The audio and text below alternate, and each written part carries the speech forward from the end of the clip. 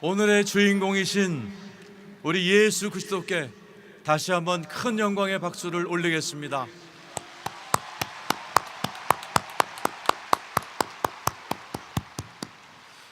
오늘 1600교회 여러 곳에서 여러 교단에서 오셨는데 인사를 했으면 좋겠어요. 제가 작년에 이스라엘 다녀왔는데 가이드 하시는 선교사님에게 인사법을 배웠습니다. 별로 반갑지 않은 사람은 샬롬 한 번 안 됩니다. 조금 반가우면 2번 안 돼요. 샬롬 샬롬. 진짜 반가우면 3번 안 됩니다. 샬롬 샬롬 샬롬.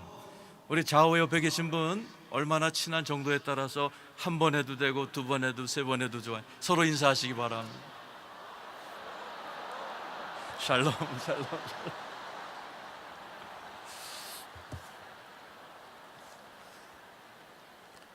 오늘 제 손에는 여러분이 받은 부활절 2019년 순서지처럼 1889년 우리나라 장로교인들 연합 부활 예배 순서지가 제 손에 들려 있습니다.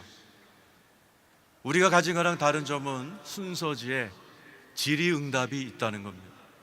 좀 특이합니다. 맨 마지막 질의응답을 읽어드립니다. 그 당시에는 기독교에 대한 지식이 초신자들이 대부분이었기 때문에 주보에다가 이렇게 질문과 대답을 해놨더군요. 마지막 문제 읽어드립니다. 이 날이 어찌하여 그리스도인에게 기쁜 날인고? 답 읽어드리겠습니다. 우리 구주가 이 날에 죽음을 이기시고 마귀의 권병을 깨뜨리시고 우리 속죄함을 온전케 하시고 오늘부터 우리 형이 천하만국 왕으로 앉으셨으니 어찌하여 기뻐하지 아니하리요? 예수님을 우리 형님이라고 표현했습니다. 우리 옆 사람에게 다시 한번 축복. 우리 형님이 천하만국의 왕이 되셨습니다. 서로 인사하시기 바랍니다.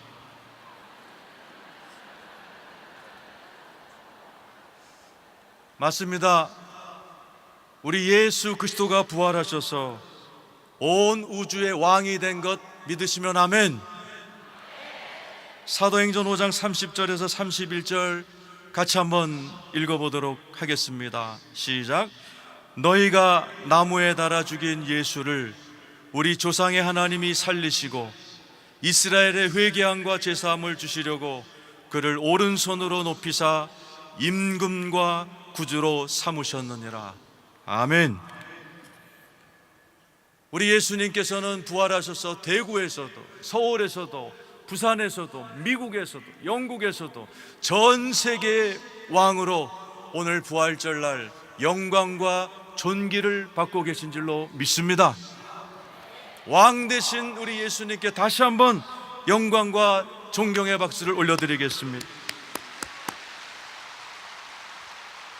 십자가에 달려 돌아왔을 때만 해도 무기력해 보였던 예수는 부활하셔서 온 세상의 왕이 되셔서 세상을 바꾸어 버렸습니다. 오늘 본문에는 32절에 믿는 무리가 한 마음과 한 뜻이 되었다라고 이야기합니다. 그 당시에 초대교인들이 2-3만 명 정도 됐다고 합니다. 오늘 이 자리에 계신 분들 비슷한 숫자인 것 같습니다. 배경도 다르죠. 사마리아 출신들하고는 말도 안 하는 유대교 출신들, 크리스찬들, 헬라파, 또 로마 식민지에서 예수 믿은 자들, 가장 다른 사람들끼리 한 마음과 한 뜻이 된다는 건 인간의 힘으로 되지 않습니다. 오직 부활하신 예수 그리스도께서 우리에게 성령을 보내주어 한 뜻, 원어에 보면 한 영이 되었습니다. 성령으로 하나가 된 줄로 믿습니다. 그래서 2-3 사람이 한 마음으로 모여 기도하면 그곳에 주님이 임재하시고 응답하신다고 하신 예수님의 말씀대로 2-3 사람이 아니라 2-3만 명, 5만 명 이 자리에 모인 우리들이 한 마음이 되어 기도하면 대구가 변할 줄로 믿습니다. 세상이 변할 줄로 믿습니다. 오늘 이 자리에는 다양한 교단에서 모이셨습니다. 순복음, 장로교, 감리교, 성결교 18개 모든 교단에서 모이셨어요. 우리는 예수 안에서 하나가 된 줄로 믿습니다. 우리 좌우 옆에 계신 분에게 우리는 예수 안에서 하나입니다. 서로 한번 인사하시기 바랍니다. 오늘 33절에 보면 사도들이 큰 권능으로 주 예수의 부활을 증언하니 무리가 큰 은혜를 받았다 그랬습니다. 이 사도들이 이렇게 큰 권능으로 말씀을 전할 위인들이 아닙니다.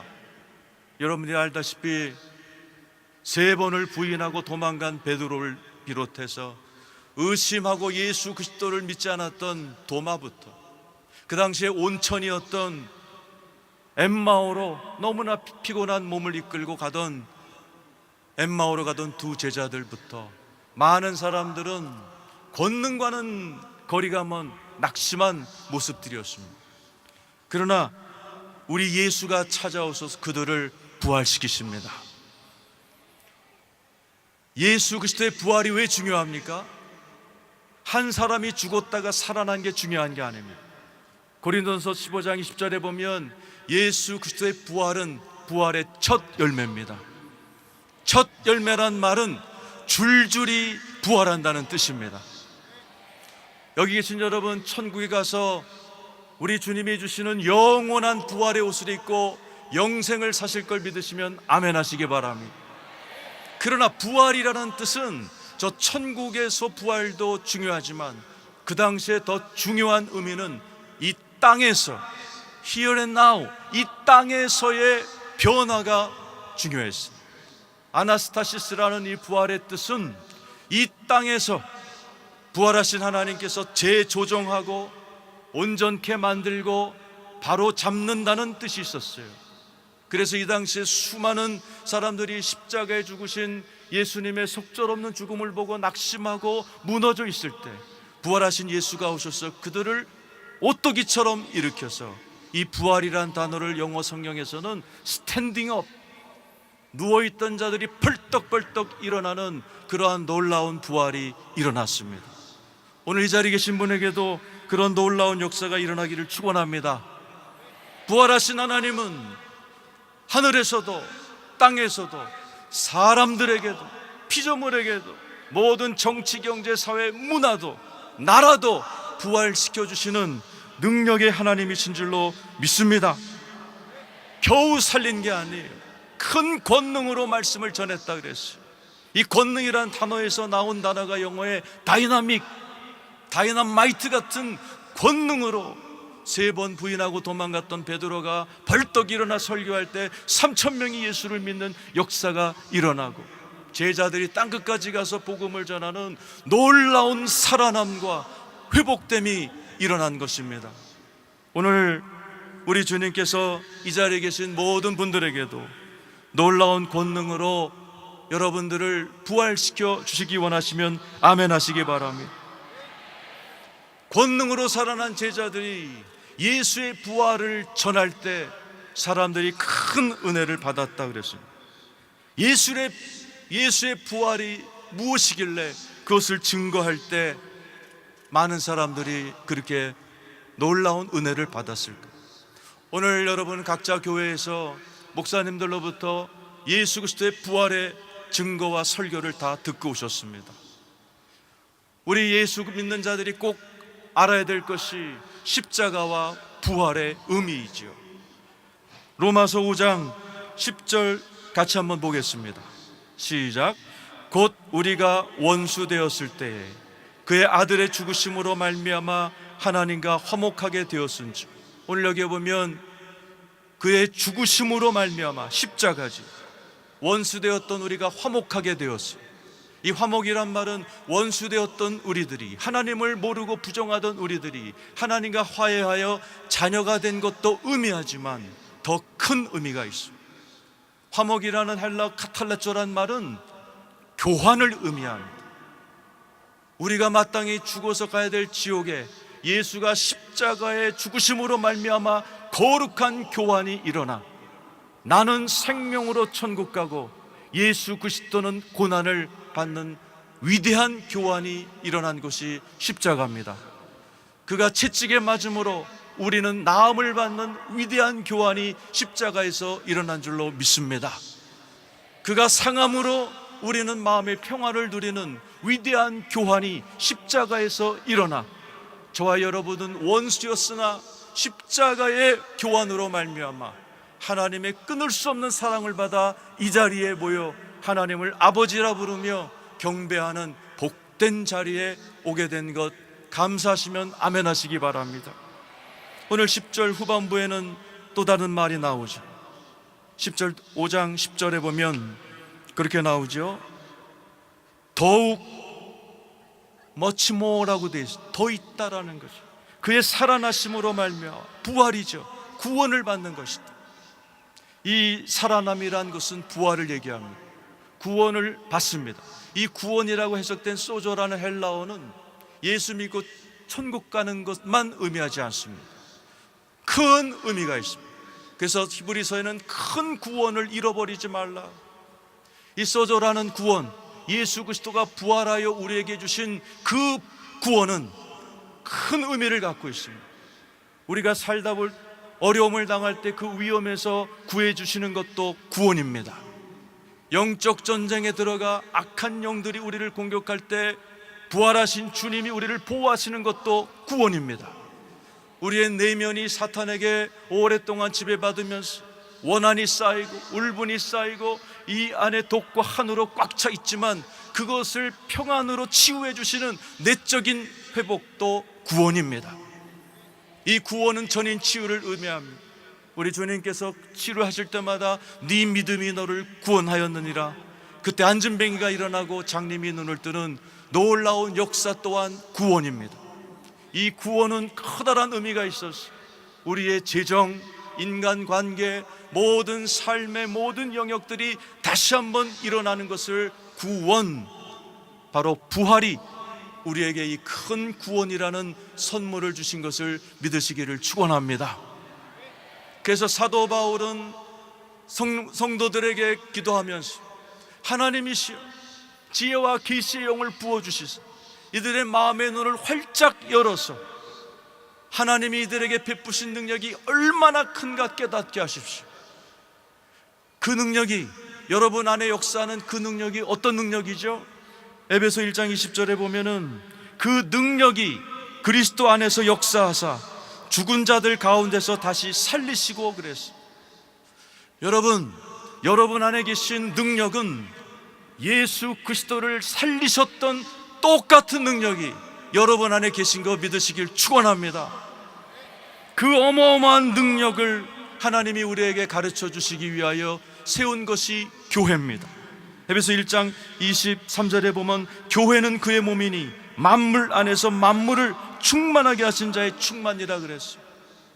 예수 그리스도께서 부활하셔서 우리 안에 어마어마한 능력을 주셨고 그 능력, 부활의 능력을 가지고 남은 인생을 살아가는 법을 배우는 것이 교회입니다. 그래서 교회는 배울 교자에다 모일 회자를 써서 배워야 돼요. 부활하신 예수가 주시는 능력, 생명, 생기, 권능을 가지고 부활의 능력으로 살아가시는 여러분 되시기를 축원합니다. 우리 주님께서 부활하셔 제자들을 앞에 놓고 세상 끝날까지 내가 너희와 함께 있으리라. 이 말은 무슨 뜻이죠? 나도 너희와 세상 끝날까지 함께 하겠으니 너희도 목숨 다하는 날까지 내 손 붙들고 부활의 삶을 살라라는 하나님의 약속인 줄로 믿습니다. 하나님께서는 여러분과 함께 하십니다.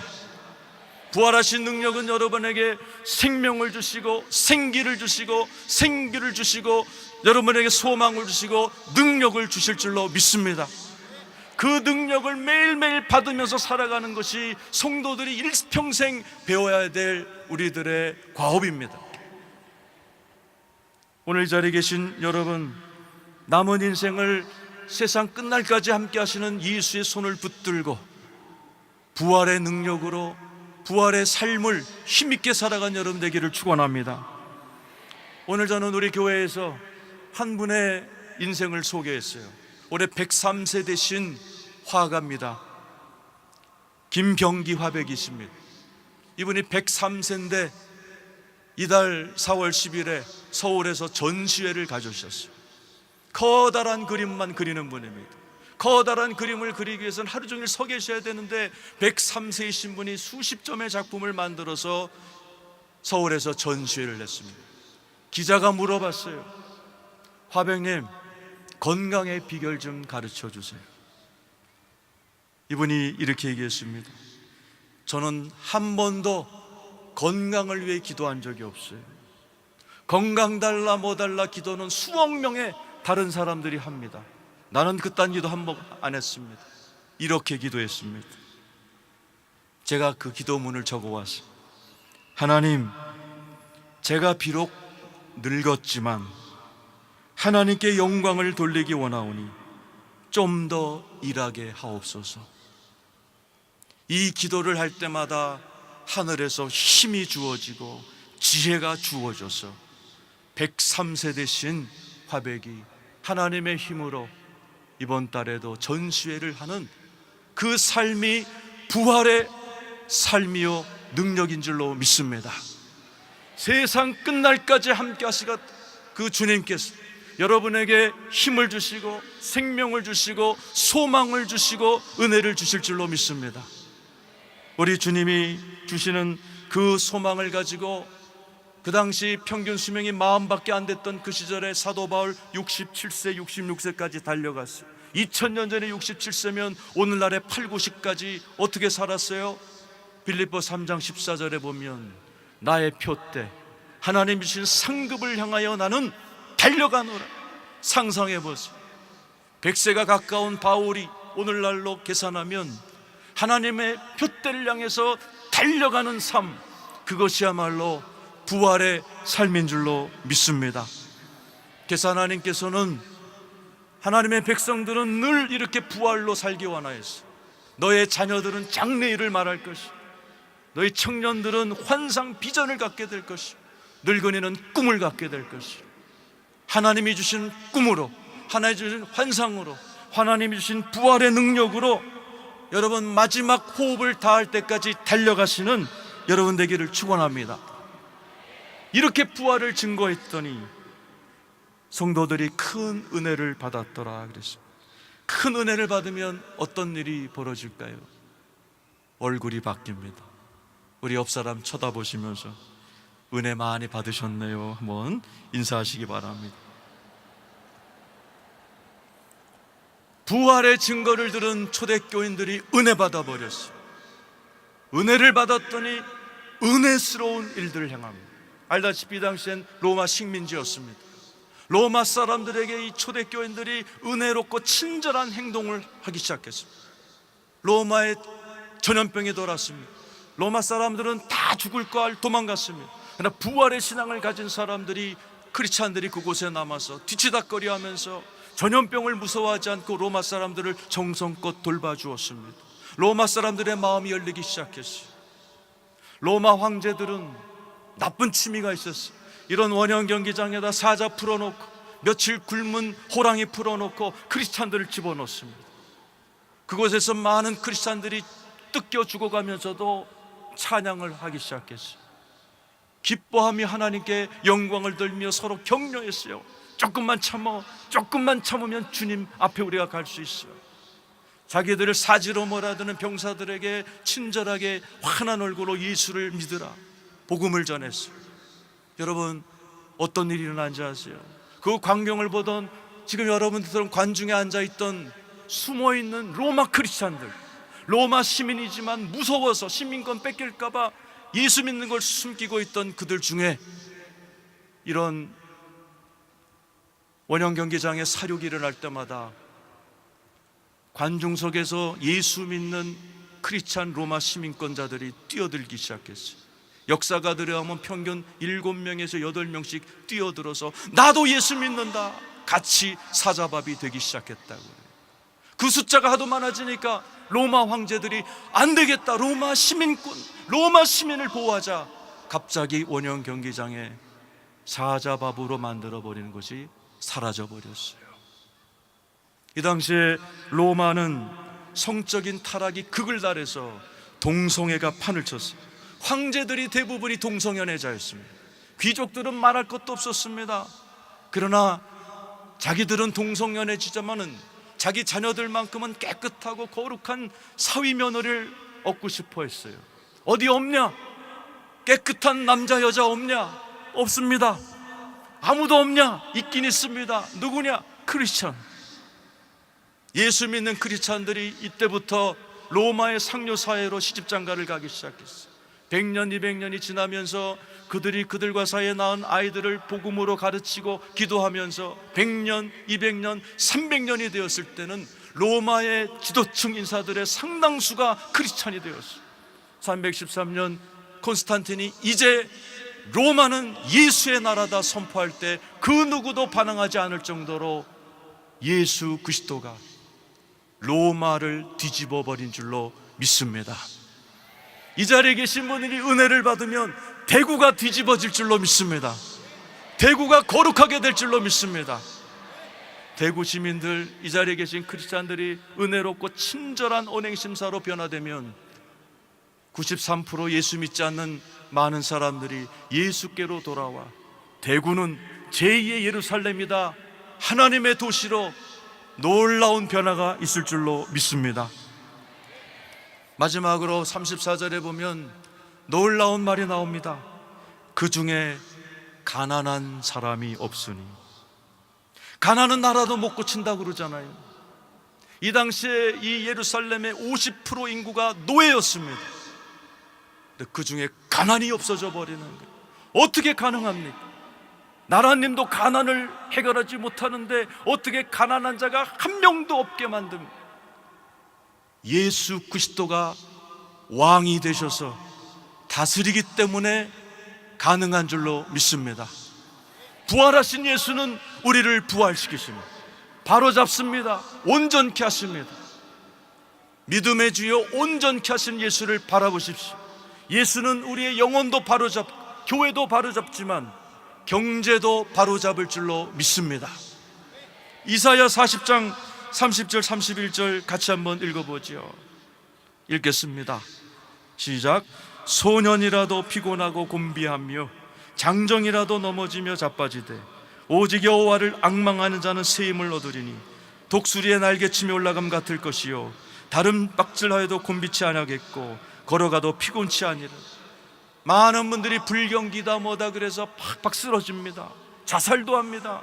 그러나 오직 여호와를 앙망하는 자는 새 힘을 얻으리니 독수리가 날개치며 올라감 같을 것이요. 여러분, 여호와를 앙망하는 자, 앙망이 뭐죠? 누구한테 물어봤더니 앙앙 울면서 기다리는 게 앙망이라고 그래요. 아니요, 모여서 기다린다는 뜻입니다. 오늘처럼 하나님의 백성들이 모여서 기도할 때 새 힘이 주어질 줄로 믿습니다. 이 힘이란 단어가 참 재밌습니다. 코아흐라는 히브리 말은 도마뱀이란 뜻입니다. 도마뱀 중에도 카멜레온이란 뜻입니다. 카멜레온은 어떻게 힘을 얻습니까? 빨간 장미꽃 안에 들어가면 몸이 빨간색으로 변합니다. 초록색 숲속에 들어가면 초록색으로 변하면서 자기의 삶을 유지해 나갑니다. 세상은 불경기였다 호경기였다 바꿉니다. 그러나 예수 그리스도를 믿고 하나님을 앙망하는 자에게는 하나님이 그때 카멜레온처럼 적절하게 변화되는 놀라운 능력을 주어서 하나님 앞에 영광을 돌리는 경제적인 새 힘을 얻게 될 줄로 믿습니다. 오늘 이렇게 모여서 우리가 기도할 때 대구의 경제가 독수리처럼 비상할 줄로 믿습니다. 대구, 도시의 이름이면서 생선 이름이기도 합니다. 영국 청교도 사람들이 미국으로 신앙을 찾아왔어요. 너무 어려웠어요. 힘들었어요. 많은 사람이 굶어 죽었을 때 오늘처럼 모여서 예배를 드렸습니다. 대표 기도하는 장로님이 이렇게 기도했어요. 하나님, 눈에 보이는 것은 가난뿐이지만은 저 바다에는 하나님의 축복이 숨어 있고 저 모래밭에는 하나님의 보배가 있을 줄로 믿습니다. 그리고 냉수 한 그릇과 옥수수 5알을 하나님께 바치는 예배를 드렸어요. 하나님이 그 기도를 들으셨을까요? 안 들으셨을까요? 저 바다에는 축복이 있고 이 모래 아래는 보배가 있는 줄로 믿는다는 기도를 받으시고, 갑자기 얼마 안 있어 그 바닷가에 대구떼가 몰려오기 시작했어요. 한 마리에 35,000원. 어제 제가 전화로 물어봤어요.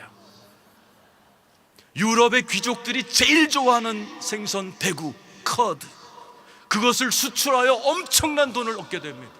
그 돈으로 철도를 깔아서 캘리포니아로 달려갑니다. 캘리포니아 해변가에서 이분들이 뭘 발견해요? 사금을 발견합니다. 금을 발견합니다. 가난했던 청교도들이 세계 최고의 부강한 미국으로 하나님께서 부강하게 만들어 주신 줄로 믿습니다. 아무것도 없었지만 이렇게 모여서 기도할 때 저 바다에는 축복이 있고 모래밭에는 금은보화가 있다고 믿었던 그들의 기도를 받으시고 하나님께서 새 힘을 주시고, 미국의 상징인 새가 뭐예요? 독수리입니다. 오늘 이 예배의 주제인 것처럼 오늘 이 자리에 계신 여러분 한 분 한 분이 부활절에서 가장 많이 모이는 도시가 대구입니다. 오늘 우리가 이렇게 모여 부활의 주여 온전케 하신 예수를 앙망하며 기도할 때 하나님께서 대구의 경제를 축복하여 독수리처럼 비상할 줄로 믿습니다. 예수님의 부활의 능력이 여러분의 지친 영혼도 부활하여 독수리처럼 비상하게 될 줄로 믿습니다. 오늘 우리의 기도를 받으시고 우리의 가정, 일터, 자녀들, 다음 세대들이 독수리처럼 비상할 줄로 믿습니다. 오늘 대구와 서울과 부산과 전국 각곳에서 드리는 이 예배를 받으시고 대한민국을 다시 한번 하나님께서 독수리처럼 비상하게 만들어 주실 줄로 믿습니다. 그렇게 해주실 부활하신 우리 예수 그리스도께 다시 한번 큰 영광의 박수를 올려드리겠습니다.